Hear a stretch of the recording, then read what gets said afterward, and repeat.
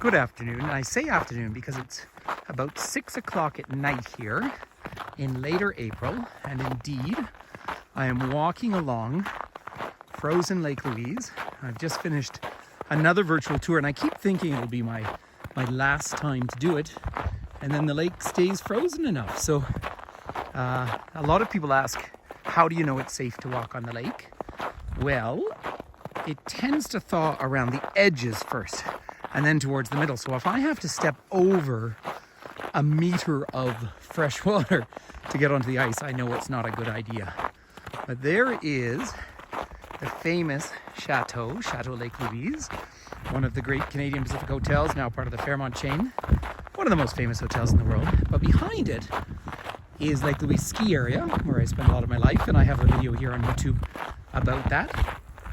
But I'd like to point out, that's Whitehorn Mountain up there, and that's where the World Cup downhill races, often the first big ones of the year, start in November. And they race down from the top to the bottom in about 2 minutes.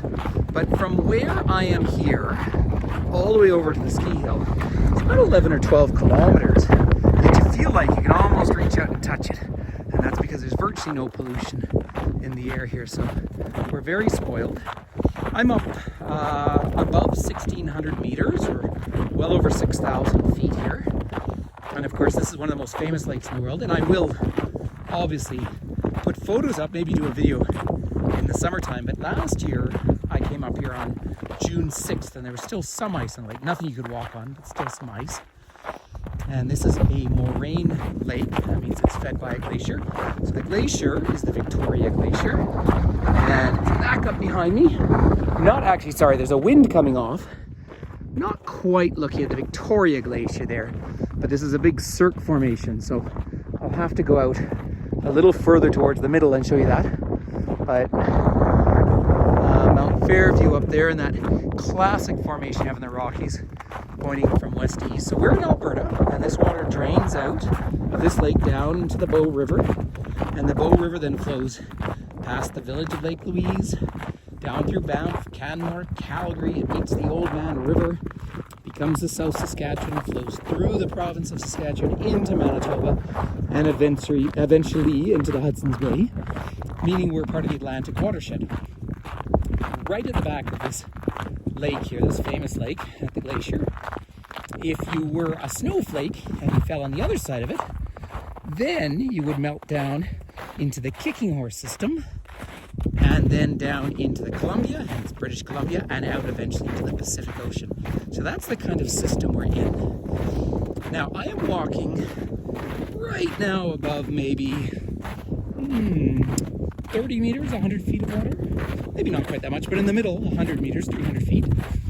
And I'm coming out in the middle, really, with the sole purpose of showing everyone the glacier at the back. I very intentionally came out here this time of day. Again, April light, the light is switching all the time here. So once again, there's the chateau at the far end. The lake is about 2 kilometers from the chateau, which would be the terminal moraine. That was as far out as this glacier went once upon a time. And then to the far end of the lake, where the water's flowing into it. And let me just take a moment to curve around over here. A few people walking out there in the distance. It's very quiet today. And now you're starting to get a glimpse of the Victoria Glacier up in the distance. And that beautiful, beautiful evening light here. Now, I have walked across this lake when it has been colder than minus 30 Celsius. By the way, minus 40 is the same in Celsius or Fahrenheit, so virtually the same difference. And then, up to your right there is a frozen waterfall. People ice climb on that all winter. Not anymore now. This time of year, it's a little too risky to really pull that off. But you see how it doesn't start at the top. It's not that it's a river that's freezing. It's the porous rock. And it's this porous limestone that we have here in the Canadian Rockies. And as it seeps out, touches the cold air and freezes. So there's my backwards footprints here. The evening light. But it's just the right time of day to take a little bit of a video through here and to share this beauty with everyone. So I'm just gonna scan back around here. And basically, I'm walking back. I am parked here. I live in the town of Banff. And so I was skiing up back here today, and then I was giving a live virtual tour, which is an awful lot of fun. And so really I started this YouTube channel just as a way of sharing places where I don't have reception, but I thought I would get a video here today because I think I'm getting very close to the date that I won't be able to walk out on here anymore. In fact, I thought I had done my last day, but the ice is still in good shape. We're still below freezing in the mornings. And I would say right now, my hands aren't too cold. I would say we're still slightly above freezing at the moment. So it's pretty spectacular. Now I just want to scan around one more time and just take a moment here to look back, because the sun has just crested over the top of Mount Purin on the right. It's coming across, so I'm just gonna put my tripod down for a second and let us just soak in this beauty. Just give you a quiet moment.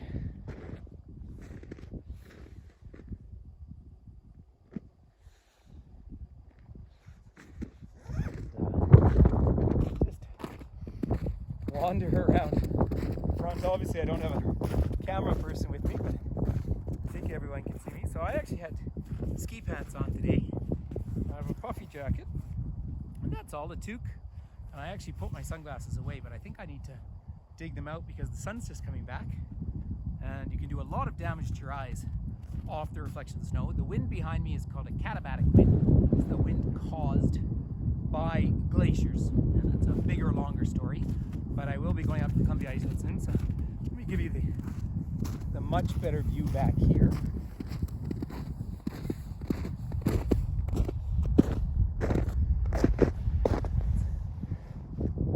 I have been coming here my whole life, and I can promise you I don't tire of it. Although I would say if I had a slight bias, I like it.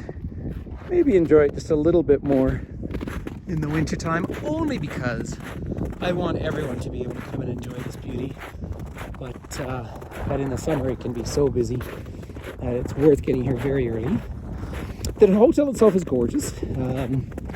I think if I say expensive, that's just so self-evident. In the summertime, it's virtually always booked out. It's my favorite breakfast, incidentally, in the Rockies, because you sit at those bottom floors, the arch windows, and have an omelet or whatever you happen to like, and look out as the light comes up over the glacier at the far end. And another question that comes up, now I've been here in the winter when these trees are all covered in snow, and now they've gone away, and this whole area over here is an avalanche risk fan, so we're not meant to walk too close there. But the snow will all melt off, and so you'll only be left with the glaciers, and we will just define a glacier as permanent snow. So every time I come and walk out here, it's a little different, and the light is different time of day. So there's not a right time or a wrong time to come. Now down in the valley, the bears are awake. You don't see a lot of wild animals out here on the lake because there's no food for them. But along the edge, you see the Clark's nutcracker. It's the one nutcracker we have in the Rockies. We have a long beak, kind of a gray bird. And then the gray jay, shorter beak. Steller's jays up here. And then of course the ravens are here all the time. The magpies, the chickadees. And now we're starting to see our migratory birds coming through. I'm still yet to see a warbler this year. They're so beautifully yellow and red. So anyway, let me just curve around. So there's the chateau again. Here's the ski area. By the way, out to the left, to the west, is the road just 10 kilometers down into British Columbia. And to the east, it's about a 45-50 minute drive onto the town of Banff. And so this is all Banff National Park, Canada's most famous and first national park, and probably the world's second or third national park, depending how one wants to define such things. But as I often say, I'm so fortunate to live here. I don't own it. I'm at best a custodian, and everyone is welcome. And we say, take nothing but photos and leave nothing but footprints. I think that's a pretty fair deal for everyone. So let me just curve around, because we've got this evening gorgeous light. And there we are looking back. So I want to thank you for joining me on this video. Kindly subscribe. I don't really know to what end, but it's motivating to do more videos. And thank you so much. Stay safe and keep in touch.